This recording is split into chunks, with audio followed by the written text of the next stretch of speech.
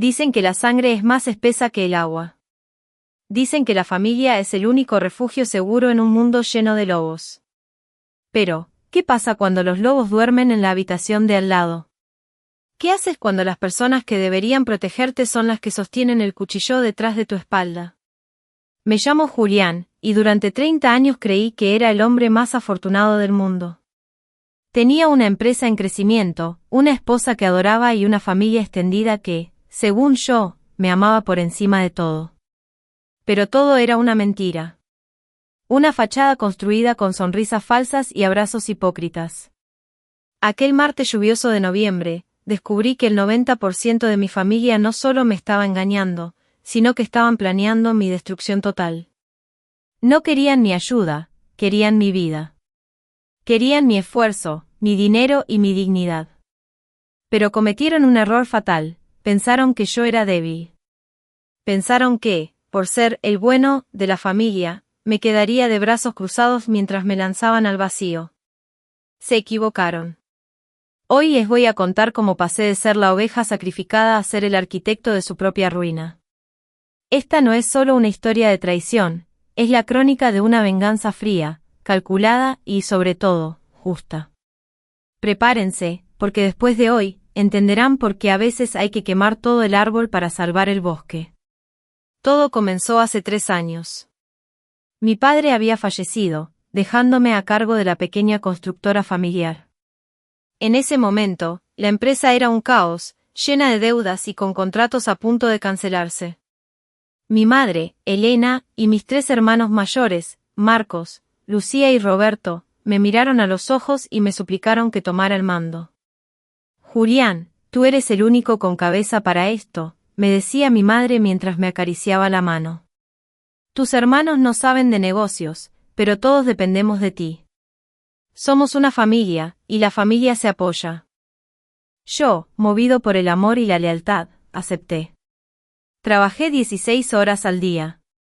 Sacrifiqué mis ahorros personales, mi tiempo con mi esposa, Sofía, y mi propia salud. En 2 años, logré lo imposible, convertí la constructora en una de las más importantes de la región. Pasamos de tener deudas a tener contratos millonarios. Y ahí fue donde empezaron a aparecer las grietas. De repente, mis hermanos, que antes no querían saber nada del trabajo pesado, empezaron a pedir puestos directivos. Mi madre me llamaba cada semana para recordarme que debía ser generoso con ellos. Yo, cegado por el cariño, les di todo. Les di oficinas, autos de lujo pagados por la empresa y sueldos que no se habían ganado. Incluso a mis tíos y primos les di empleo. Sentía que estaba cumpliendo el sueño de mi padre, mantener a todos unidos y prósperos.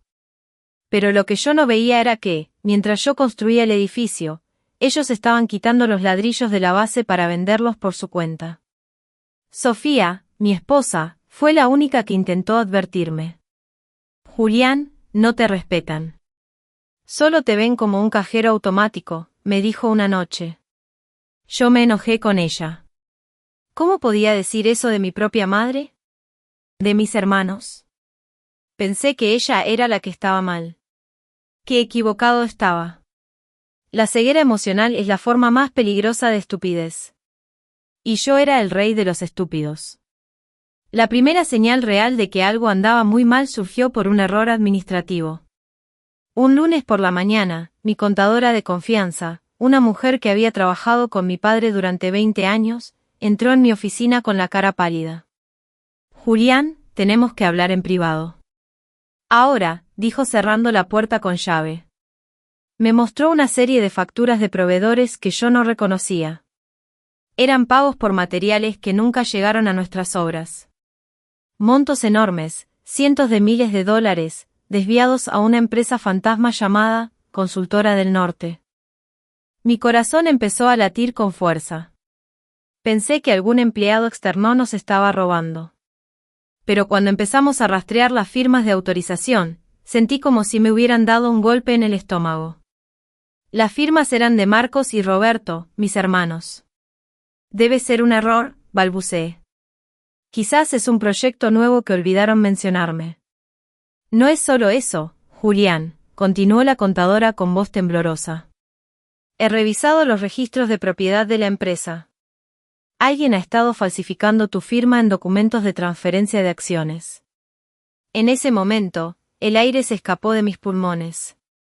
Si esos documentos eran reales, yo ya no era el dueño mayoritario de la empresa que yo mismo había salvado de la quiebra. Mis hermanos, con el consentimiento de mi madre, estaban moviendo las piezas para sacarme de mi propio negocio. Pero lo peor estaba por venir. Esa misma noche, decidí no ir a casa de inmediato. Fui a la casa de mi madre sin avisar, buscando respuestas, esperando que fuera un malentendido.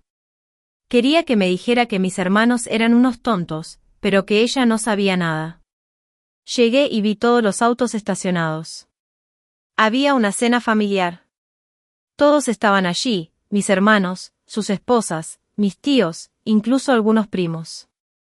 Pero yo no estaba invitado. Me acerqué a la ventana del jardín, que estaba entreabierta. Escuché risas. Escuché el sonido de copas brindando.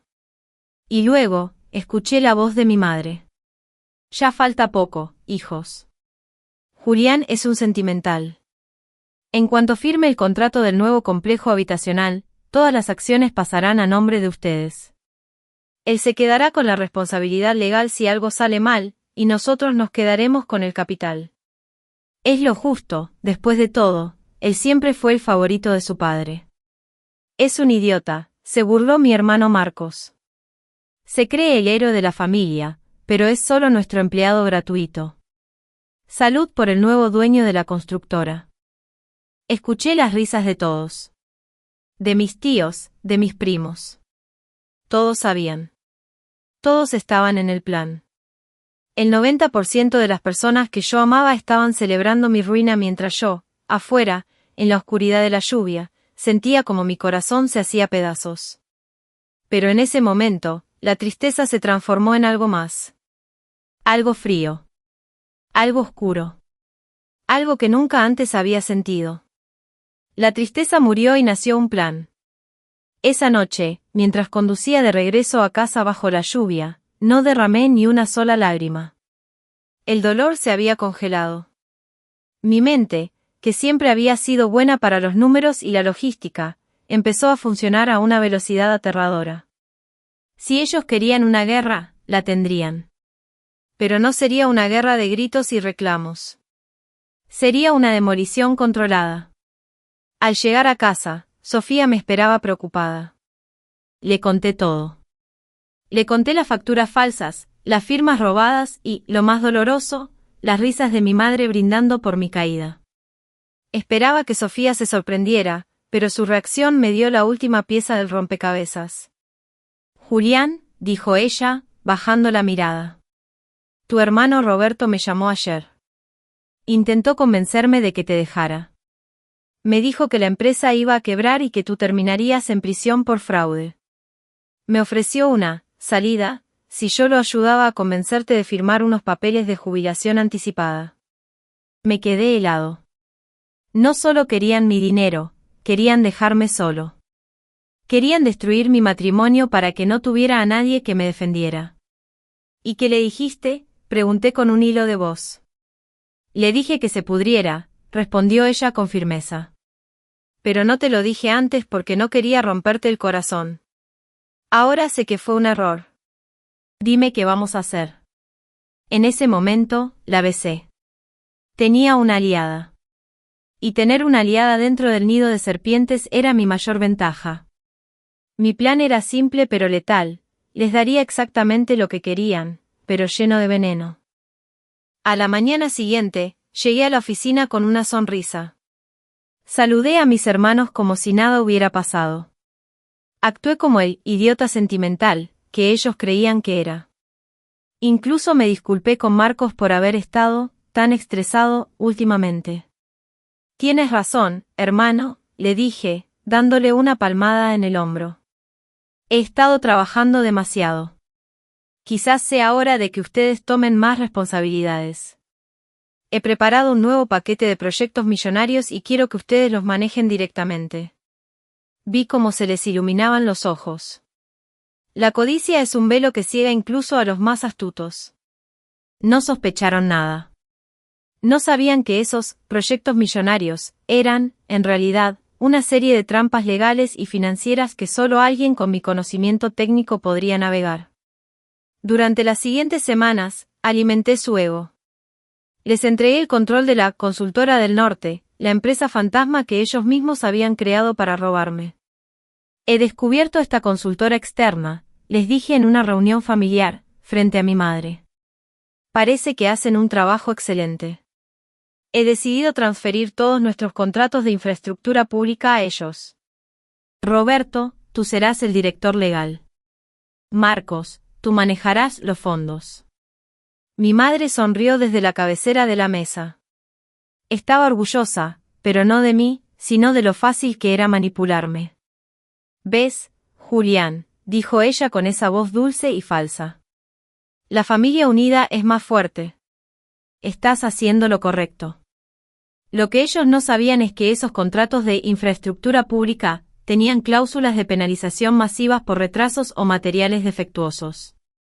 Además, me aseguré de que todos los préstamos bancarios para financiar estos proyectos estuvieran garantizados, no por mi constructora principal, sino por sus propiedades personales y las cuentas de ahorro que mi madre tanto protegía. Ellos firmaban todo sin leer. Estaban tan apurados por saquear las cuentas que no se dieron cuenta de que estaban poniendo sus casas, sus autos y su futuro como garantía de proyectos que estaban diseñados para fracasar. Mientras tanto, empecé a mover mis activos reales. Lentamente, bajo el radar, liquidé mis acciones legales en la empresa familiar y las transferí a una nueva entidad en el extranjero que solo Sofía y yo conocíamos. Estaba vaciando la caja fuerte antes de que ellos pudieran abrirla, pero dejando bolsas llenas de arena para que no notaran la diferencia. Incluso involucré a mis tíos y primos. Les ofrecí bonos especiales si aceleraban ciertas obras. Los hice cómplices directos de las irregularidades financieras. Si yo caía, ellos caerían conmigo. Pero yo tenía un paracaídas, ellos solo tenían su propia avaricia. El día de la inauguración del primer gran proyecto, un centro comercial de lujo, fue el escenario elegido para el desastre. Todo el 90% de mi familia estaba allí. Se habían vestido con sus mejores galas, listos para salir en las fotos como los dueños del éxito. Mi hermano Marcos subió al podio, inflando el pecho. Mi madre estaba en primera fila, luciendo un collar de diamantes que seguramente había pagado con el dinero desviado. Yo estaba en la parte de atrás, con mi teléfono en la mano, esperando una llamada. La llamada llegó a las 10 de la mañana. Era el inspector estatal de obras, un hombre íntegro al que yo mismo le había enviado de forma anónima todas las pruebas de los materiales de baja calidad que Marcos había comprado para quedarse con el resto del dinero. Señor Julián, hemos detectado fallas estructurales críticas. La orden de clausura y embargo preventivo está en camino. También hemos reportado las irregularidades en las firmas a la fiscalía, me dijo el inspector. Gracias por cumplir con su deber, respondí. Guardé el teléfono y caminé hacia el frente.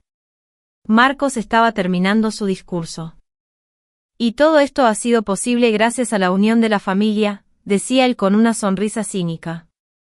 En ese momento, 3 patrullas de la policía y 2 camionetas del Ministerio de Obras Públicas entraron en el recinto. La música se detuvo. El silencio que siguió fue sepulcral. Un oficial se acercó al podio. Marcos Rivera. Roberto Rivera. ¿Elena viuda de Rivera?, preguntó el oficial. Mi madre se levantó, indignada. ¿Qué es esto? Soy una ciudadana respetable. Mi hijo es el dueño de esta empresa. Señora, dijo el oficial con frialdad, esta empresa está bajo investigación por fraude al Estado, falsificación de firmas y negligencia criminal.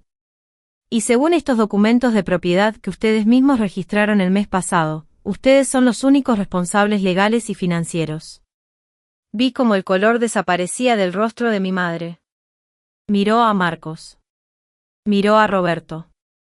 Luego, todos me miraron a mí, que seguía parado allí, en silencio. Julián.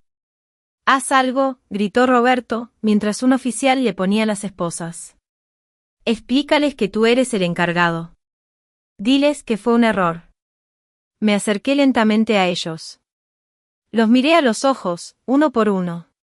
El 90% de mi familia estaba allí, atrapada en la red que ellos mismos habían tejido con su codicia. Lo siento, dije con una calma que los aterrorizó. Pero como ustedes dijeron, yo solo soy un idiota sentimental. Y parece que mi sentimentalismo se acabó anoche, cuando los escuché brindar por mi ruina. El caos en la inauguración fue solo el principio. Mientras la policía escoltaba a mis hermanos y a mi madre fuera del lugar, los invitados, socios, prensa y amigos de la alta sociedad, grababan todo con sus teléfonos. El prestigio que tanto habían cuidado se desvaneció en segundos. 2 horas después, me encontraba en la sala de espera de la comisaría. No estaba allí para sacarlos, estaba allí para entregar la última estocada. Mi madre, Elena, salió de una oficina escoltada por un abogado de oficio. Cuando me vio, su rostro se transformó. Ya no era la mujer elegante y autoritaria, era una mujer desesperada. Julián. Gracias a Dios estás aquí, gritó, tratando de acercarse. Diles que todo esto es un error de contabilidad. Llama a tus abogados privados, diles que saquen a tus hermanos de esas celdas. Es una humillación. La miré sin mover un solo músculo de mi cara. Madre, no hay abogados privados, respondí con voz plana. He disuelto el departamento legal de la empresa esta mañana.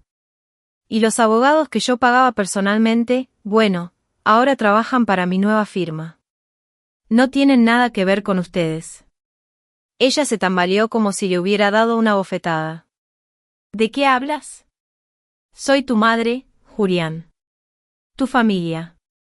Una familia no falsifica la firma de su hijo para robarle su patrimonio, sentencié. Una familia no planea dejar a uno de los suyos en la calle mientras celebran con champán. Ustedes eligieron el dinero por encima de la sangre. Ahora, dejen que el dinero los defienda, si es que les queda algo. En ese momento, mi hermano Marcos salió de otra sala, esposado. Sus ojos estaban inyectados en sangre. Nos tendiste una trampa. Tú sabías lo de los materiales. Tú sabías que las firmas nos harían responsables, me gritó, forcejeando con los guardias. Yo solo les di las herramientas que me pidieron, Marcos, le respondí acercándome a él. Ustedes decidieron usarlas para cavar su propia fosa. No culpes a la pala por el tamaño del hoyo. En los días siguientes, el efecto dominó fue implacable. Como los préstamos bancarios estaban garantizados con sus bienes personales, los bancos no tardaron en actuar. Primero, fueron por la casa de mi madre. La mansión donde crecimos, esa que ella consideraba su castillo, fue embargada en menos de una semana. Ver a mis tíos y primos, aquellos que se reían de mí en la cena, siendo desalojados de los puestos que no merecían en la empresa, fue una lección de humildad necesaria. Mis tíos intentaron llamarme, llorando, pidiendo una oportunidad. Julián, somos tus tíos, no sabíamos nada de lo que hacían tus hermanos, decían. Ustedes sabían de dónde venían los bonos extra que recibían, les contesté antes de colgar. Disfrutaron del botín, ahora disfruten de las consecuencias. Pero el golpe maestro ocurrió un mes después. Mientras mis hermanos esperaban juicio bajo libertad bajo fianza, la cual tuvieron que pagar vendiendo hasta sus relojes de lujo, los cité a todos en la oficina que alguna vez fue mía. La oficina estaba vacía. No quedaba ni un cuadro, ni una silla de cuero. Solo yo, de pie junto a la ventana. ¿Por qué nos citaste aquí?, preguntó Roberto, visiblemente más delgado y demacrado. Si vienes a regodearte, ya lo lograste. No tenemos nada. No, dije dándome la vuelta. Lo cité para que vean esto. Les mostré un documento. Era la transferencia final de todos los activos útiles, la maquinaria y los contratos limpios a mi nueva empresa, Justicia y Futuro. La constructora de papá ya no existe, les dije. Ustedes la mataron con su codicia. Yo solo rescaté lo que era honesto. El 90% de esta familia me traicionó, y por eso, el 90% de la fortuna familiar ha desaparecido legalmente de sus manos. He creado un fondo de fideicomiso solo para los empleados que fueron leales y para los pocos familiares que se negaron a participar en su plan. Mi madre cayó de rodillas en el suelo alfombrado. Hijo, por favor, no nos dejes en la calle. No están en la calle, madre. Tienen salud y manos para trabajar. Lo que no tienen es mi respeto, ni mi dinero, ni mi perdón. Hoy, un año después de aquel día, mi vida es muy diferente. Ya no cargo con el peso de mantener a personas que solo me veían como una herramienta. Mi nueva empresa prospera, y lo hace con gente que valora la integridad por encima de la astucia. Mis hermanos terminaron cumpliendo una condena corta por fraude, pero lo peor para ellos no fue la cárcel, sino la pobreza. Ahora trabajan en empleos básicos, viviendo en departamentos pequeños, lejos de los lujos que intentaron robarme. Mi madre vive con una hermana lejana, la única que aceptó recibirla, pero el brillo de superioridad en sus ojos se apagó para siempre. Muchos me preguntan, ¿cómo pudiste hacerle eso a tu propia familia? Y mi respuesta siempre es la misma, yo no les hice nada. Yo solo dejé que su propia naturaleza los destruyera. A veces, la mayor venganza no es devolver el golpe, sino quitarte del camino para que el traidor se golpee contra la pared que él mismo construyó. Aprendí que la familia no se define por la sangre que corre por tus venas, sino por la lealtad que se demuestra en los momentos oscuros. Si estás pasando por una traición hoy, recuerda esto, no llores por lo que perdiste, prepárate para lo que vas a construir sobre las cenizas de su engaño. Porque al final del día, la verdad siempre sale a la luz, y la justicia, aunque tarda, siempre sabe a quién debe visitar. A veces me detengo frente al espejo y me pregunto si todo valió la pena. Miro mis manos y ya no veo el rastro del trabajo duro que hice para ellos, veo la firmeza de un hombre que aprendió a decir basta. La gente suele decir que la venganza es un plato que se sirve frío, pero yo prefiero decir que la justicia es un espejo que te devuelve exactamente la imagen que has construido de ti mismo. Mi familia me miró y solo vio un signo de dólar. Me miraron y vieron a alguien a quien podían pisotear porque era bueno. Pero esa es la lección más grande que aprendí en este camino, nunca confundas mi bondad con debilidad, ni mi silencio con ignorancia. Hoy, el 90% de mi familia ya no forma parte de mi vida. Fue doloroso, sí. Hubo noches en las que el silencio de mi casa pesaba más que la traición misma. Pero ese silencio era necesario para poder escuchar, por primera vez, mi propia paz. Me quedé con el 10% restante, mi esposa, un par de amigos de verdad y los pocos familiares que prefirieron la honestidad a un fajo de billetes sucios. Y les diré algo, ese 10% vale mucho más que el 100% de la hipocresía que me rodeaba antes. Música baja de volumen para dar énfasis a la voz. Si estás escuchando esto y sientes que las personas en las que más confías te están fallando, si sientes que estás cargando sobre tus hombros el peso de gente que ni siquiera te daría la mano si estuvieras cayendo, escucha con atención, no tienes la obligación de salvar a quienes están planeando hundirte. La lealtad es un camino de dos vías. Y si ellos rompieron el puente, no tienes por qué nadar contra la corriente para arreglarlo. A veces, la mayor victoria no es ganar una guerra, sino retirarte del campo de batalla y dejar que los traidores peleen por las obras de lo que tú mismo construiste. Mi nombre es Julián. Y hoy, por fin, soy libre. No porque tenga dinero, sino porque ya no tengo deudas con quienes nunca me amaron.